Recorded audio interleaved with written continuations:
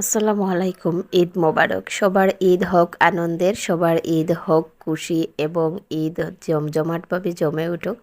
তো আজকে ঈদের দিনে আমি কি বানালাম সেটা আপনাদের সাথে শেয়ার করেছি। আমি আসলে রেসিপিগুলো বানাইনি। আপনারা আসলে রেসিপির জন্য বলতে পারেন। রেসিপি নিলে আসলে অনেক লম্বা হয়ে যায় বা অনেক কষ্ট হয়, অনেক সময় দেখা যায়। তো আমি এখানে ডেজার্ট হিসাবে ফিরনি বানিয়েছিলাম। ফিরনি নিয়েছি একটা বাটিতে, তারপরে মালাই কেক বানিয়েছিলাম। এই মালাই কেকটা এতটা মজার। তো এখন আমি মালাইটা উপরে দিয়ে একটু ডেকোরেশন করে নিয়েছি। তারপরে হচ্ছে ফ্রোজেন যে আইটেমগুলো বানিয়েছিলাম সেগুলো ভেজে নিচ্ছি। এগুলো আসলে আমি একদিনে বানাইনি, যেহেতু আমার একটা বেবি আছে।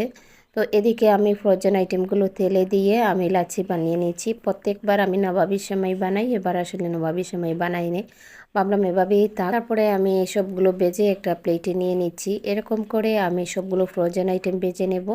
এখন ফব বেজে নিচ্ছি। আসলে এটাকে আমরা ফব বলি, আপনারা কি বলেন জানি না, আমরা সিলেটি ভাষায় ফব বলা হয়। তারপরে বেজে নেওয়ার পরে সবগুলো তেল থেকে উঠিয়ে নিচ্ছি। আর আমি আসলে এখানে অনেকগুলো ফব বেজেছি। তারপরে নুনের পিঠাও ভাজবো। আমি নুনের পিঠাটা ভাজা আর দেখাইনি। তো এখন আমি সবগুলো আসলে সার্ভ করে নিচ্ছি টেবিলের মধ্যে। আমি প্রতিবার কিন্তু 5টা-6টার দিকে নাস্তাগুলো রেডি করে ফেলি নামাজে যাওয়ার আগে। এবার আমার বাচ্চার জন্য পারি নাই, এখন প্রায় 7টা বেজে গেছে। তো যেহেতু তারা অনেক দূরে যাবে, মানে ঈদগাহে যাবে নামাজে, তো তারা চলে গেছে একটু মিষ্টি মুখ করে। আর এখন আমি সবগুলো রেডি করে ফেলেছি। আর এভাবে করে করে সবগুলো নাস্তা আমি প্লেটে করে টেবিলে নিয়ে নিচ্ছি। আপনারা যারা হচ্ছে আমার ভিডিওগুলো দেখেন বা ভালোবাসেন, তারা প্লিজ পেজে একটা লাইক, শেয়ার, কমেন্ট করবেন এবং একটা ফলো দিয়ে পাশে থাকবেন। আর এভাবে আমি সবগুলো নাস্তা টেবিলে নিয়ে নিলাম। আর সকালে যখন সবাই নামাজ পড়ে আসবে তখন তারা যা ইচ্ছা তা খাবে আর কি। আর মানে বাটিতে নেওয়ানোর ঝামেলা নাই, সেজন্য আমি টেবিলে নিয়ে নিয়েছি।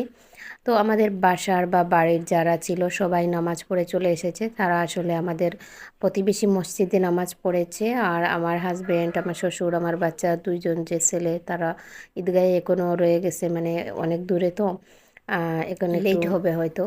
তো এই যে বাড়ির যে মানে দেবর বা বাসুরের ছেলে, মানে যা আছে আর কি, তারা নামাজ পড়ে সালাম করে এখন নাস্তা খাচ্ছে।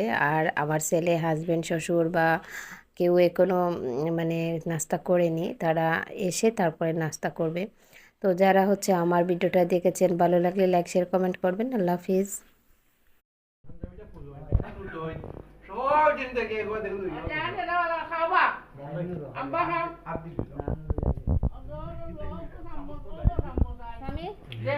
এটা বুঝছো নাকি? এটা বুঝছো নাকি?